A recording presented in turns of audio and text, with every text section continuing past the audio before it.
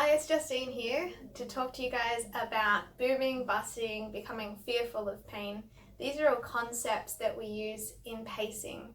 Pacing simply refers to picking an activity, understanding how much you can do safely, and starting to work on challenging that very gradually to increase towards your goal.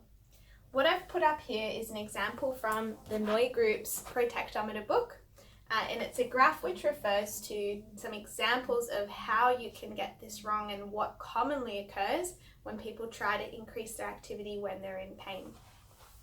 So on this up line here, we've got activity, and on the bottom line here, we've got time, to give you a reference of what happens and how you start to decline. The purple is referring to a patient who is booming and busting. And what this means is they're trying to beat pain and they're saying, no pain, no gain. And we do very commonly see this, and these patients can get very frustrated. They go through these cycles of boom and bust where they try and push through the pain to a point where they can't tolerate it, and hence they come crashing down and have to have a period of time of rest. The issue with this is that our body is bioplastic.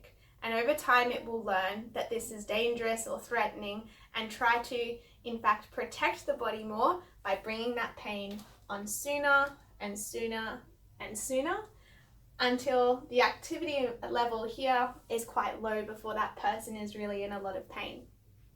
On the flip side, we have patients who let pain be their guide and they're fearful of pain.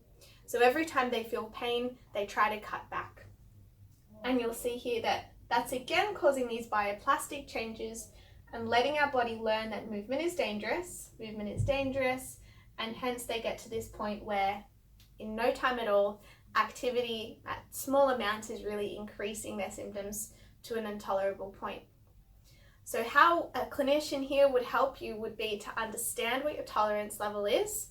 So we take an average of a few scores, for example, asking you to go walking on 3-4 different occasions, good and bad days included.